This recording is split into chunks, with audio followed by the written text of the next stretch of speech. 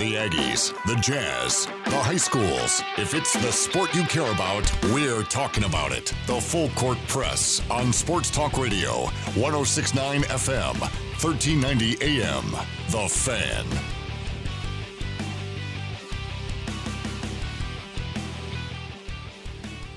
Hello and happy Thursday, everybody. 4:01 your start time here on the Full Court Press, 106.9, 1390 AM. And 1069thefan.com. Thanks for joining us. However and wherever you're doing so, Eric Frandsen, Ajay, Salvesen, for another edition of the Full Court Press. Got a good day in sports. Hopefully an exciting announcement coming, if not tonight, tomorrow. It would have to come tomorrow. Mountain West Conference meets tonight, or I guess this late afternoon, and then meets tomorrow. Again, when that decision will be made about whether or not football will happen is yet to be determined. Pac-12, same thing. They'll have a meeting. Actually, they're having a meeting right now at 3 o'clock, and then they'll have a meeting tomorrow as well. Their decision, again, is pending when that announcement will be made. So that's always fun. Yeah, it sounds like the California making some changes that would allow larger groups to gather for athletic practices, therefore making it available for these teams to have practices and to compete. So it's kind of opening up there. However, things are going a little bit backwards around Boulder, Colorado, which may make it a little more problematic for the Buffaloes. And there's been some debate and some question whether everybody starts at the same time in the Pac-12. And is it a staggered start? Will the Mountain West do something similar?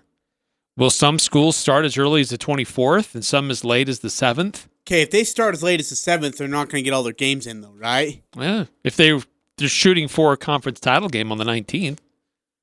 Because we counted the weeks. Or do they say, you know what, we're pretty confident you're not going to be in the running for a conference title, so you go ahead and start on November 7th. But here's San the thing. Jose State.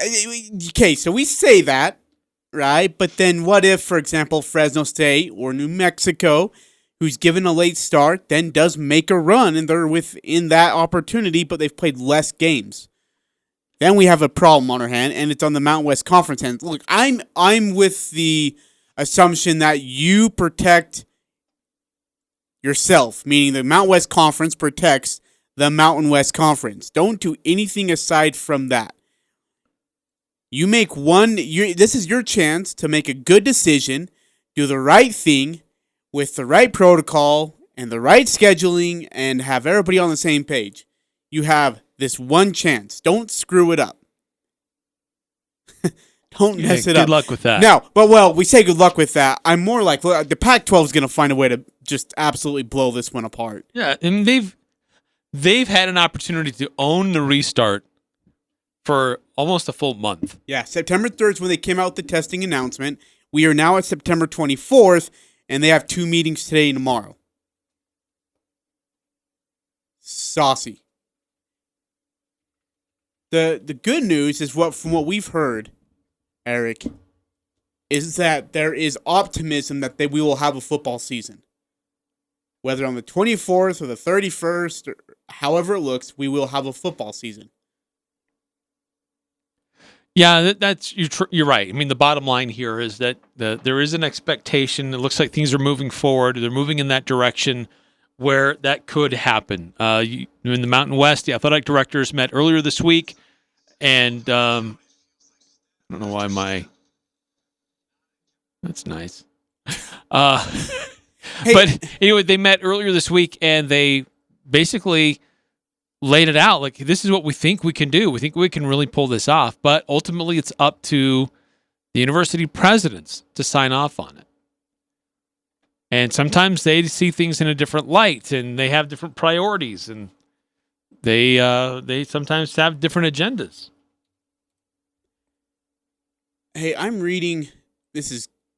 I'm going to make sure I check this to make sure it's not just some bull crap.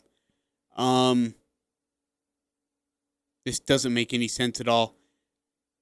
Someone is saying Pac-12 will begin games on November 7th. Each team will play 5 conference games and 1 regional game. Regional games so far will be USC versus San Diego State. Arizona will play UNLV. Utah will play BYU. Due to lack of games, teams will not be eligible for the college football playoff.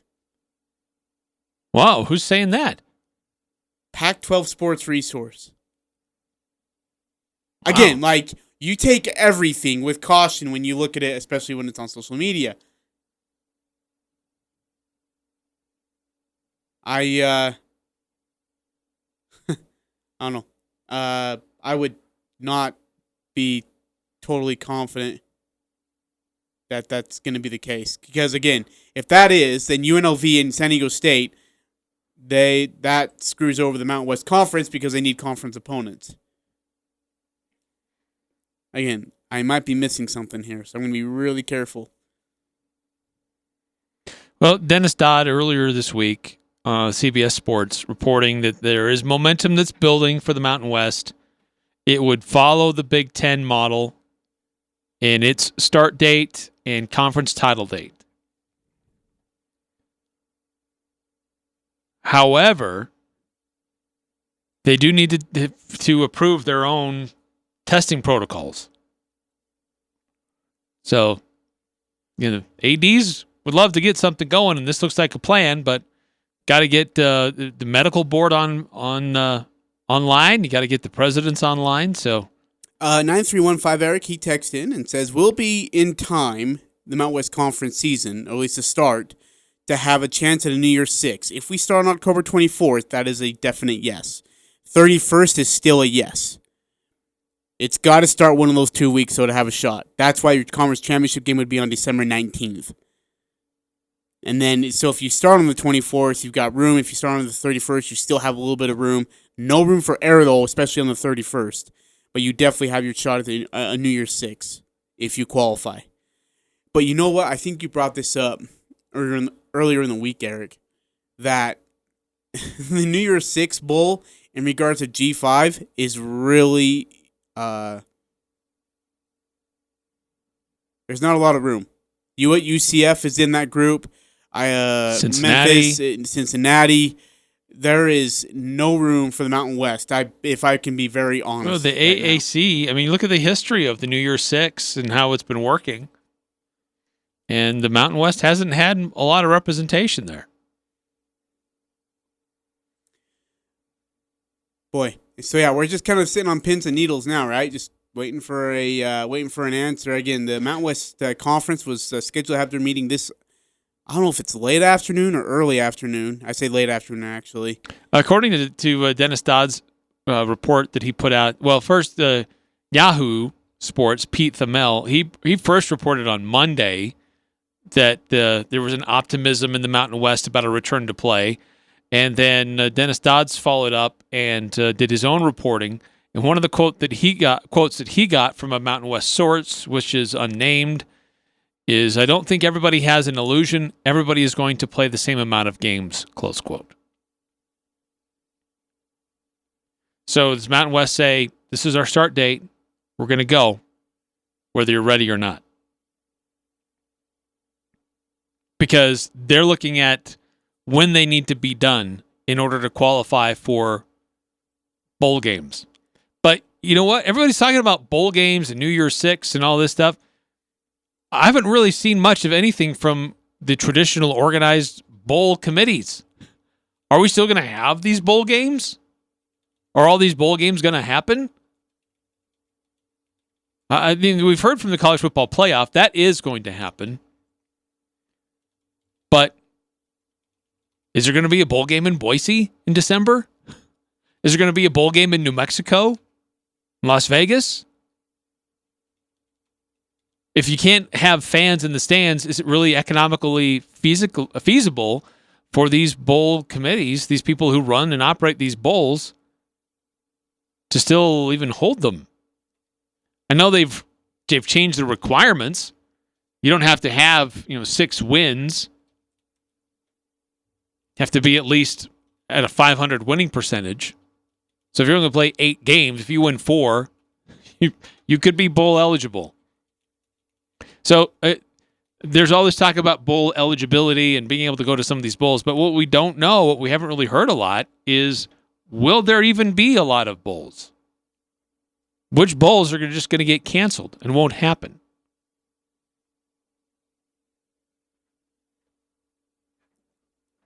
Yeah.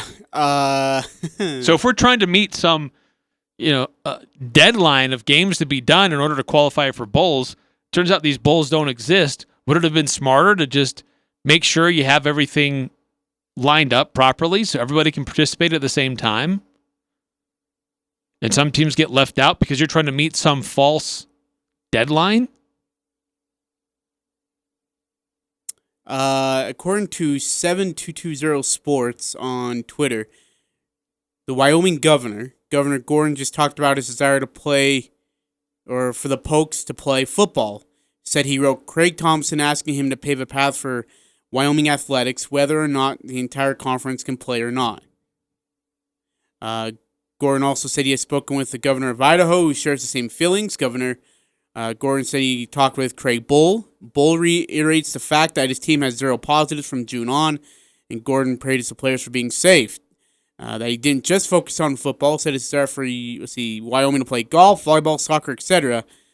Said we should have that news very soon. I'd imagine if the conference plays football, Wyoming's going to play. If the conference doesn't have football, Wyoming has nobody to play. There's just nobody there to play, especially this late.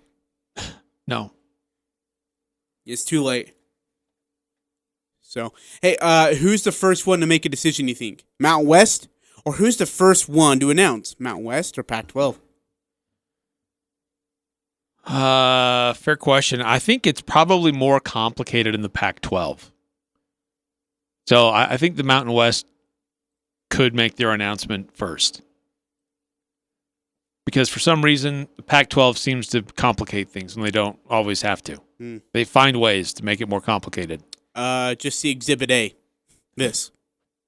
Well, I guess Exhibit A would be the shutdown, and Exhibit B would be this, and there's more exhibits to show as proof of evidence that they have an issue over there in California. And the other problem is look, people want to bag on Craig Thompson as a Mountain West commissioner for whatever reasons or various reasons. Nobody's worse than Larry Scott. That is absolutely, positively proof of everything that's gone on. Okay, so there's a question about bowl games. Now, I found something that talks about bowls. Now, granted, this is about a month old. There's been significant movement and change since this was posted because it talks about how not very many teams were playing, and only 41 bowls 41 bowls are still scheduled, which will require 82 teams to fill, but there were only about 76 teams playing in the fall before the Big Ten announcement. But there's all but one bowl that are still on. I guess the Red Box Bowl, they dropped out because the struggles with the location. But for at least according to about a month ago, a lot of the bowls are still on. ESPN owns a lot of them. So what bowls? So they'll be intrigued. They'll want to push forward just to make it happen. All right. So again, what bowls from the Mountain West Conference tie-ins are still alive?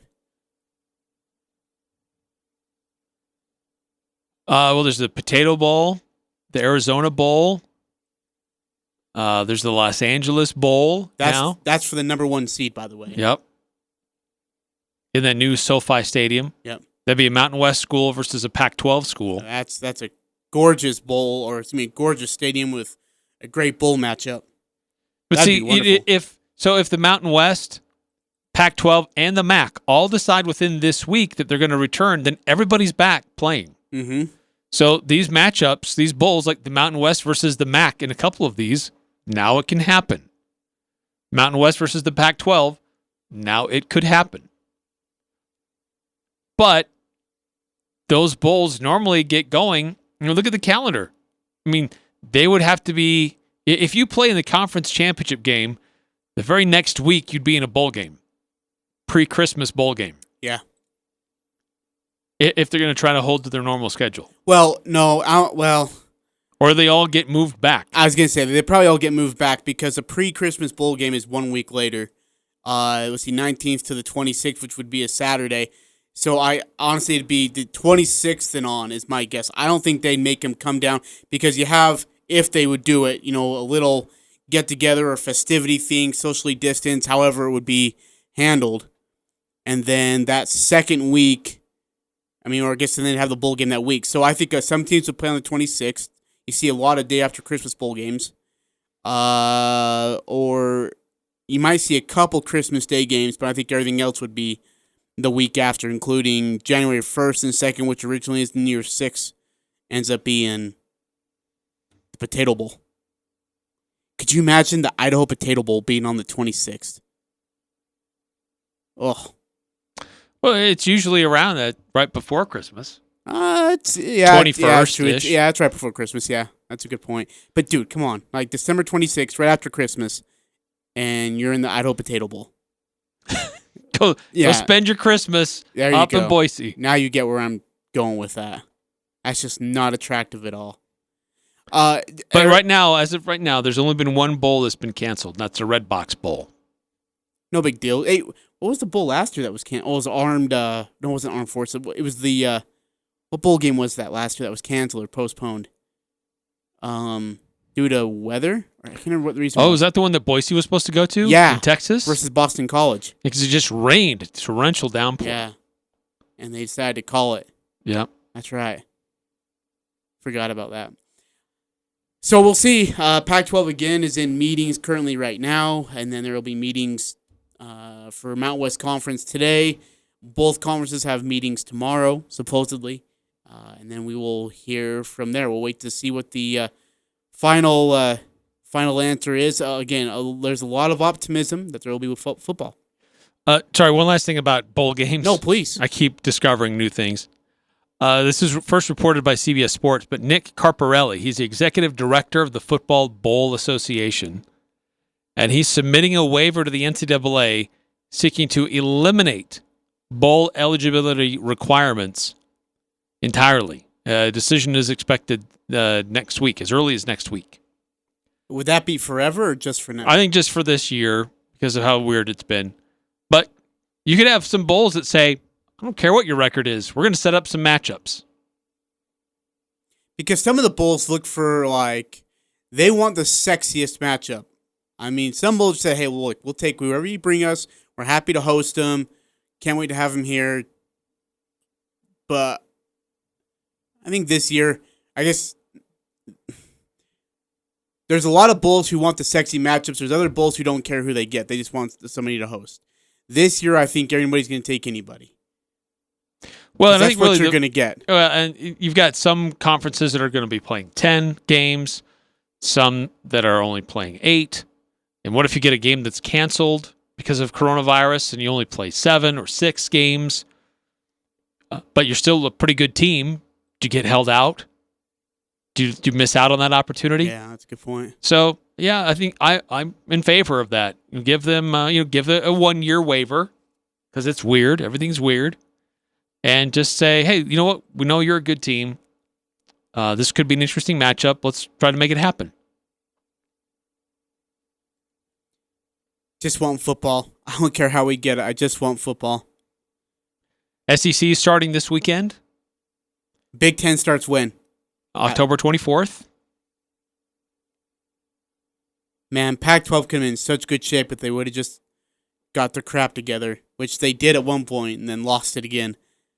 So they start 24th. So Mountain West Conference and Pac-12 look to be or hope to be starting around that time, I should say. 24th is what I think is the most. Is what I've heard the most. Is the 24th. Whether that happens or not, due to, after these meetings, is yet to be told. And then the other question, Eric, is in regards to fans. Are fans going to be allowed at games percentages wise for each school?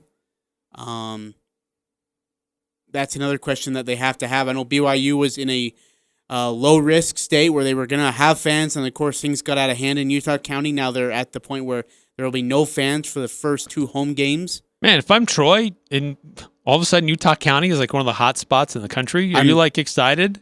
Yeah. Let's go play BYU and coronavirus.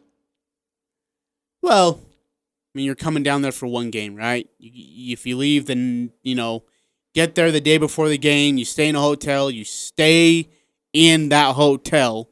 Don't move. Don't go outside for any reason until you go for a game. You should be all right. What are you bringing home with you? I guess that's always a question whenever you go to Provo. Yeah, well, jeez. Stray kitties. Oh, calm down. Cougars. Bringing home some cougars. Wow. What the hell was that? Jeez. All right. I don't know. You and that goo that you had last night. Hey, that lube goo. Hey, and it was blue too, by the way. Stop saying lube. That's it was just. Hey, it was goo. I saw. Hey, I say it as I see it. I gotta tell you, when I got home though, there were some questions to be answered. All right, let's go to break. Hey, bought it at a gas station. That's all I'll tell you. Reggie, don't worry about it.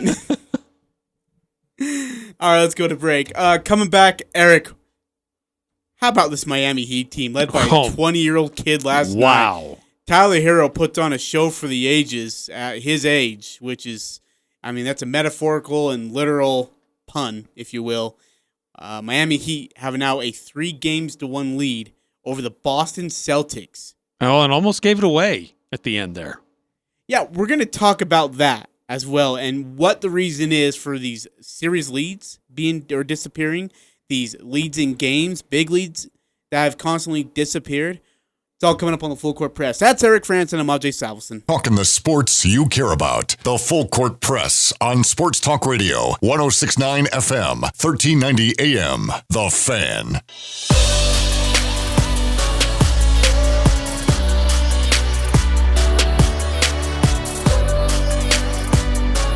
Full Court Press, Eric Frandsen, Ajay Salvesen. Thanks for joining us, however, wherever you're doing so.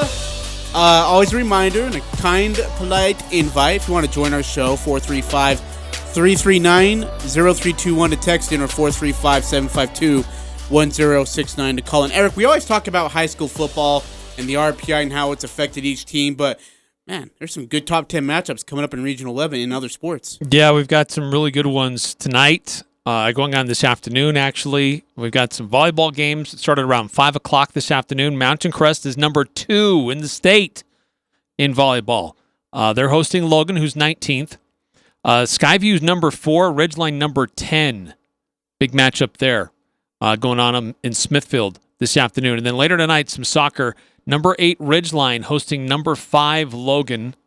And then number 4, Skyview hosting number 9, Mountain Crest. So a lot of great soccer and volleyball going on in Region 11. So big matchups tonight. So best of luck, teams. Region 11. I remember when Mountain Crest soccer, when I was in high school, was the cream of the crop. Like, they were number 1 every year. The crazy part is they didn't win a state championship despite being the number 1 seed the 4 years I was there. They were the number 1 seed and couldn't win a state championship. It was just unreal. Eric, speaking of unreal, how about this Miami Heat basketball team? And Totter doing a great job on the glass. He's got 3 rebounds now. He'll bring it down the floor. Totter drives on Kemba. Hand off to Bam and a 2-hand jam by Bam. 42-40. I'm telling you, Totter. Now back with it comes Totter for 3. Totter says enough of that. I'm going to do it from downtown. 18 for Totter, and the Heat now up by 5. Inbounding up top now to Hayward. Hayward goes right side. 3-pointer can give him the lead. They turn the ball over. Good defense by Iguodala. Andre Iguodala to Butler right down the lane and a 2-hand jam. Defense to offense for Miami there. Butler on the left side. Backs down. Kemba Walker in the lane. Back to Totter. Runs the lane with a layup and in. And we'll get a timeout. Miami up 107-98. Tyler Hero takes the dish pass there from Jimmy Butler. He's got 35 and Miami on top 107-98. WAXY Heat basketball radio there with the call. Good stuff. Final score, Miami Heat 112, Boston Celtics 109. Miami Heat now have, I can't believe this, a 3-1 series lead, all led by Mr. Tyler Hero, who is the golden age of 20 years old. He's not even, he's 20 years old, man. 20. He's the only player born since 2000 to play in these conference finals. Yeah, he's the youngest kid in the Eastern Conference Finals. And everybody else was born in the 90s. And he's taken on grown A man, and he's taken him to the hoop. He had a Heat rookie record last night, 37 points, which was, I mean, he did it all in sorts of ways. Eric, coming off the dribble on a curl for three, bang. A sidestep inside dribble to the arc, just inside the perimeter, hits it. And then he has a one-on-one matchup with Kemba Walker. And by the way, anybody and everybody, like George Niang, MP Jr., and Kemba Walker are the three most targeted people on the court when it comes to one-on-one matchups. And Tyler Herro pegged Kemba Walker every time and took him to the rim. And then just in some of the moves that he had going to the rim were incredible. One with a left-handed scoop shot. The other one where he, in a hesitation dribble at the left elbow, then went by Kemba Walker.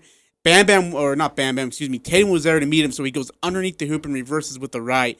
Like, this kid is good, and he's smooth, and he's silky. And the biggest thing about it, that the players continually said last night for Miami, and so did Coach Spoelstra, is that they're just confident every time he has the ball. And he says that's something you're not used to seeing in a rookie. It was unreal. Just how he just kept pouring it on, kept making things happen. Thought, okay, this is great, but eventually it's going to wear off. Nope. And maybe there's a benefit here from some of these younger players who he's not that far removed from playing in small gyms like that and playing in AAU and playing in tournaments. So maybe it's becoming more natural for a guy like that in that kind of a setting. But that being said, I mean, these NBA players have been there now for 3 months. So unreal performance by Herro. Unforeseen, I'll say that. We didn't really see that coming. Heavens no. But look, I mean, he's a good role player. And Eric, this is a guy who came off the bench and did that. He didn't start last night. He came off the bench. Butler with 24, Dragic with 22, and Bam Bam dealing with some shoulder issue or soreness or whatever it is. His looked like his wrist was hurting too. Yeah. He had 20 and 12. Game 5 is Friday night. That game is at 7 o'clock. Yeah. Is it 4 or 7? 7 o'clock. I'll let you look this time, so I don't have to verify it a second time. Do you have, Eric, I want to ask this. I know we've harped it on a lot. Do you have the minutes of the starters for Boston by chance with you? Yep. Let's hear it. So Jason Tatum, 39. Tice was 30. Walker was 34. Smart was 36. And Jaylen Brown, 40. What was the highest bench minutes? Hayward played 30 off the bench. Boy, Hayward was bad. Hayward was not good.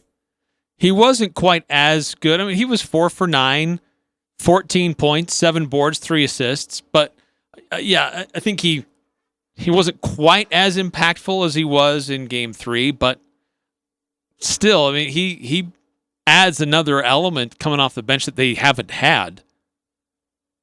So I don't know if I'd say that he was bad. But he hasn't helped them. Like, has he improved this team from where they're at in games 1, 2, or I guess games 3 he was pretty good, but game 1 and 2, have you seen a significant improvement where he's actually capable of helping his team win a ball game?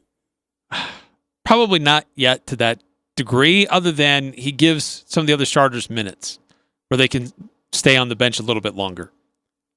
Yeah, again, as you mentioned, Tatum led all scorers, or not, he didn't lead all scorers. For Boston, he had 28. And that all came in the second half. Yeah. He took too long to get incredible. cooking. But when he got going, though, that was impressive. Yeah. Like, I mean, Herro nearly put that game away by himself. Tatum kept the Celtics in it by himself. He had 28, and again, as you said, all in the second half. They again, and Eric, you mentioned this just before the break, the Heat had this double-digit lead, and again, we see another team lose a double-digit lead. Celtics did it already twice in the series. Well, what is going on? Even one of the last bites that you played there, it was when Miami went up 107-98. And by then, you're thinking, this game's done. Over. Yeah. Game's over. But, man, give credit to Boston for still trying to make a game of it all the way to the very end. That's why you never give up. They kept giving themselves chances. But Yeah, I don't. With all the extra timeouts and reviews and the extra time that TV takes, then the refs go and review again. They consult each other. It takes forever to finish a game in the NBA bubble. Yeah, Brown. They were up by 19 at one point. Then they got to cut down to 6. Brown's 3-pointer with about 16 seconds left, give or take, cut it to 3. That's when Tyler Hero goes to the line and knocks down, like, as cool as a cucumber, knocks down a pair of freebies. Gets it back to 5. They get it back to 2 twice, does the Celtics, and then Butler misses the first, but makes a second free throw, and then Boston doesn't get his shot off, and that does it. 112 again, 112-109. The Heat beat the Celtics and now have a 3-1 lead in this series. Eric, in this series, what has surprised you the most thus far? That is the result of where the series is now. I'll be honest. I'm just totally surprised by the. It's hard to call them role players anymore for Miami, because before it was just Jimmy Butler and a lot of guys you probably couldn't name. And Bam Adebayo certainly has come on this year and has become more and more of a household name. But Goran Dragic?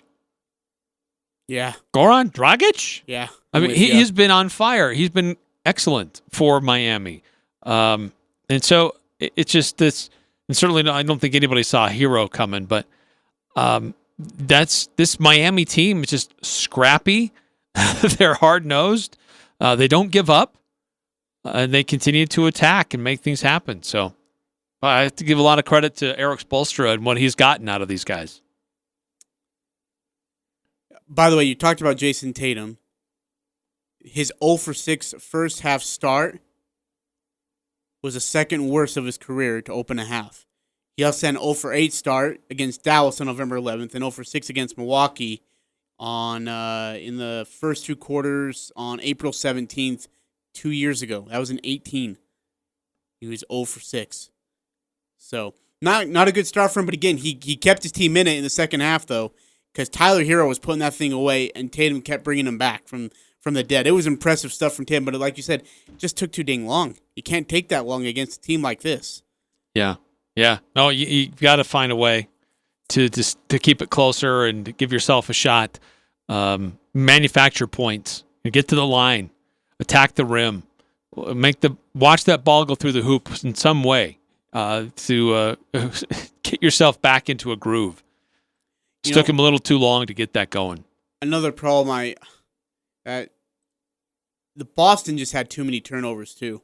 19 turnovers. Miami Heat didn't have their first turnover of the half until the fourth quarter with 3:15 remaining. Their first turnover of the half was with 3:15 remaining in the game, in the second half, I should say.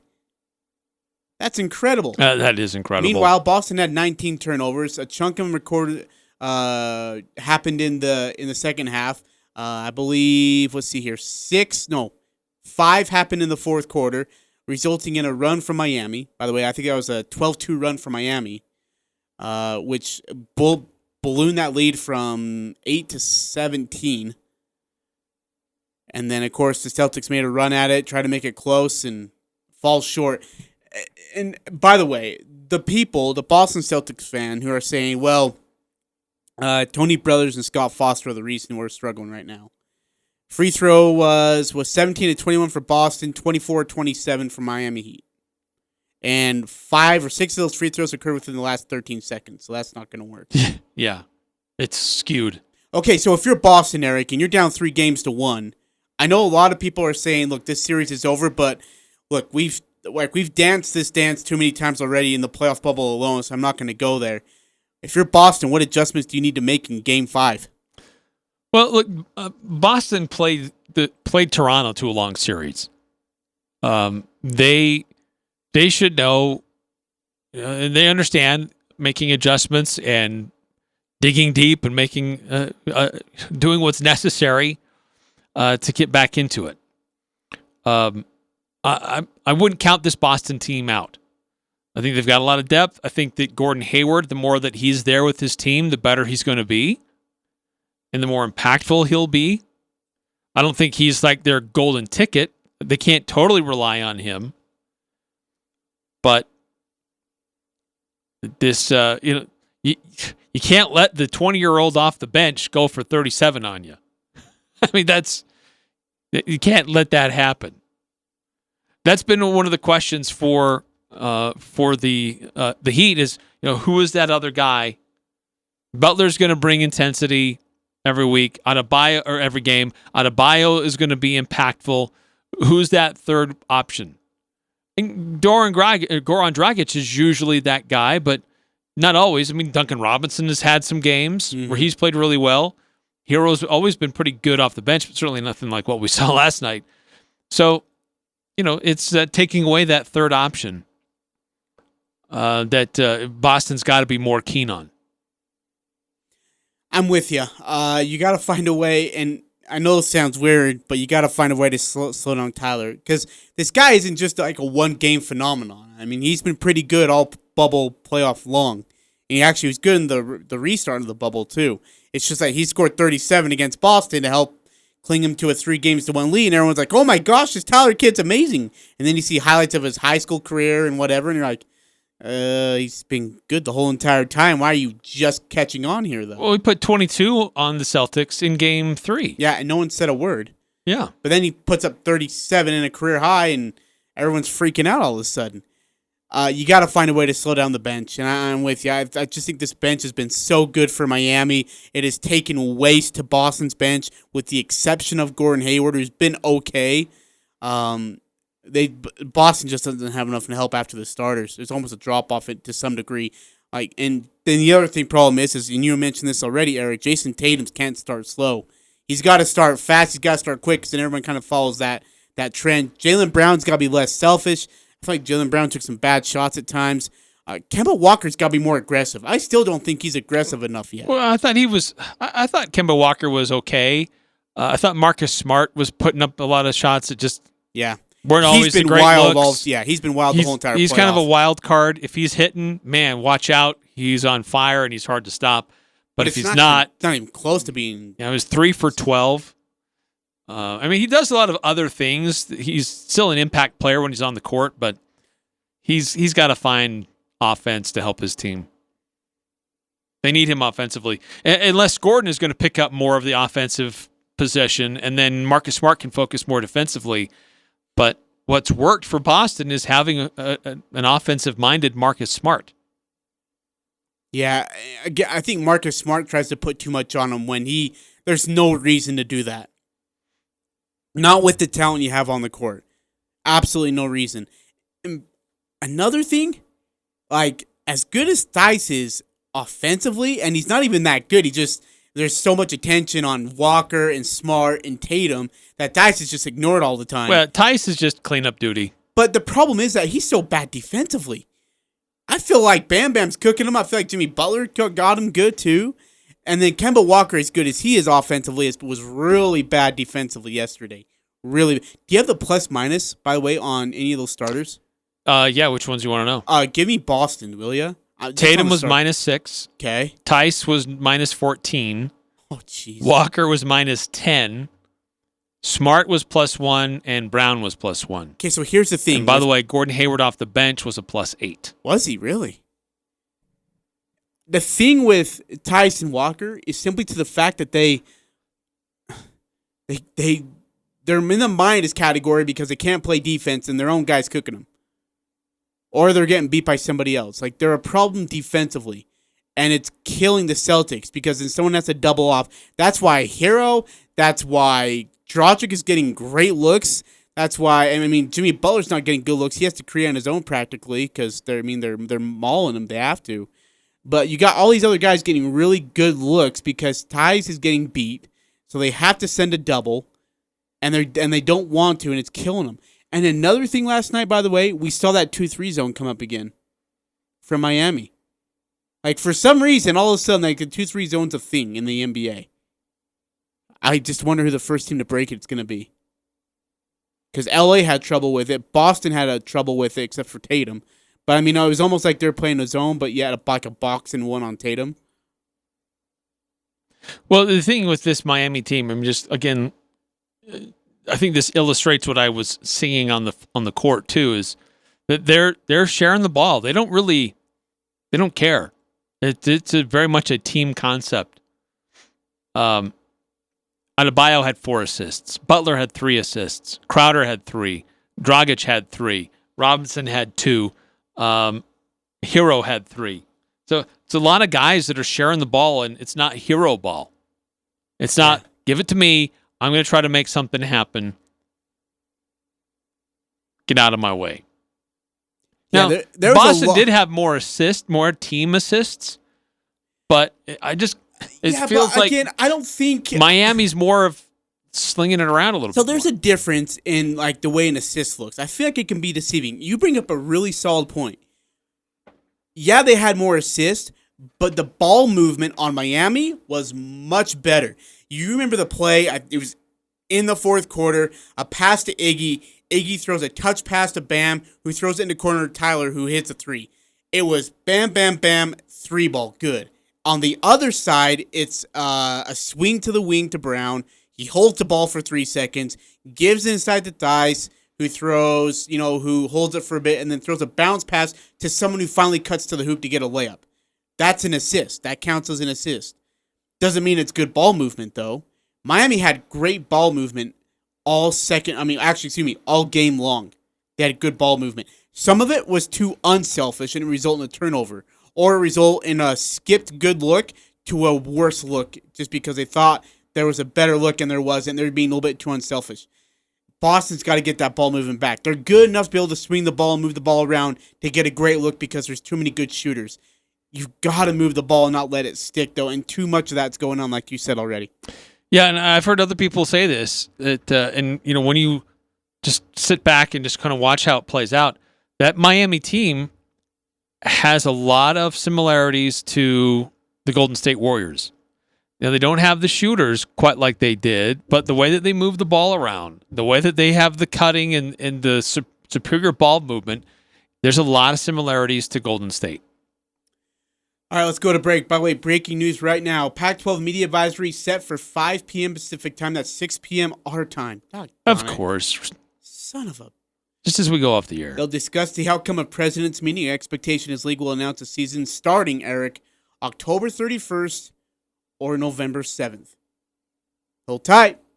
The Full Court Press. The Aggies are number 1 here. The Full Court Press. Connect with us on Facebook, Twitter, and online at 1069thefan.com.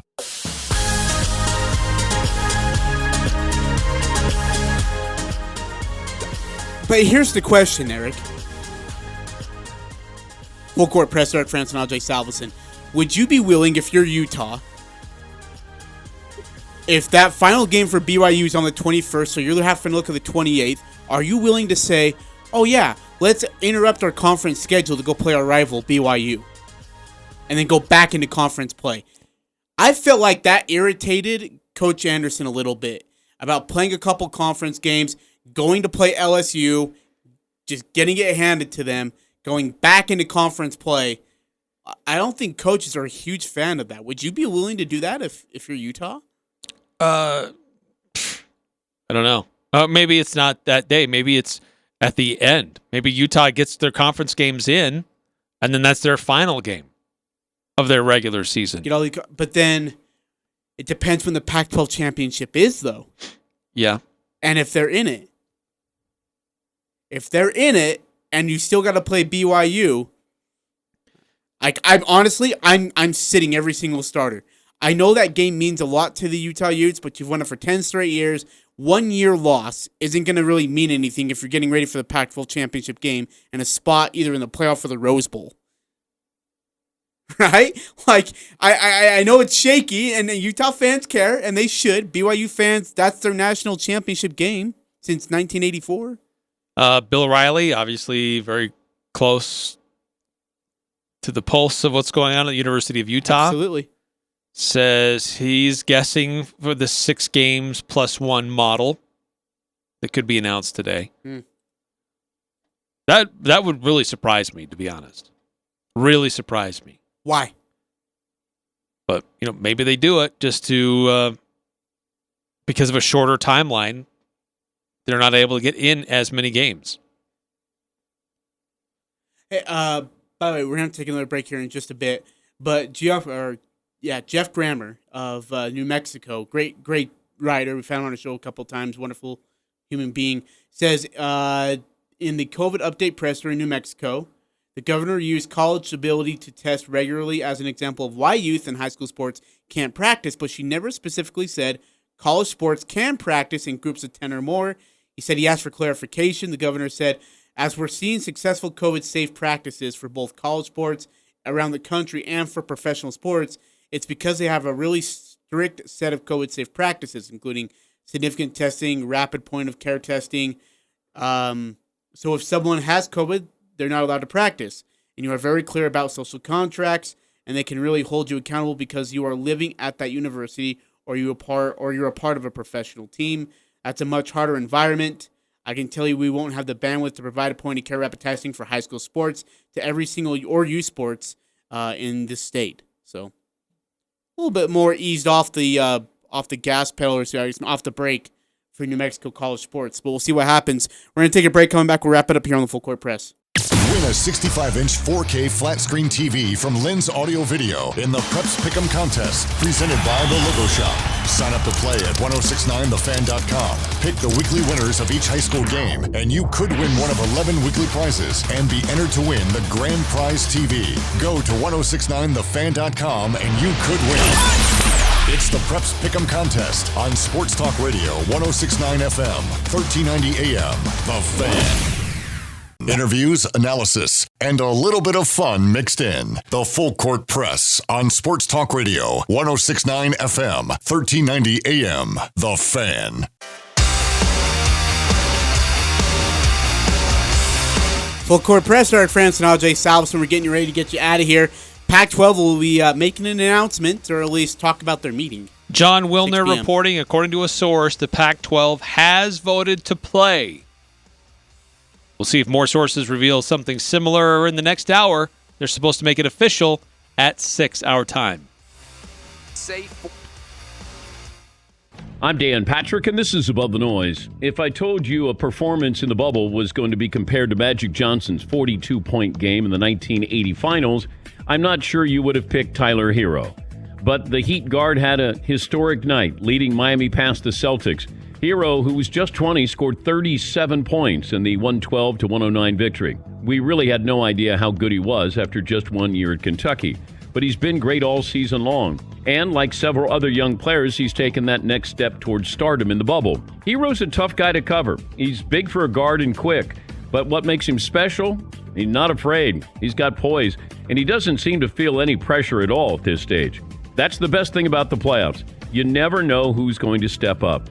In Game 4 last night, Tyler Hero made his mark for one of the greatest performances we've ever seen from a rookie in the postseason. I think the Celtics would agree. I'm Dan Patrick, and this is Above the Noise.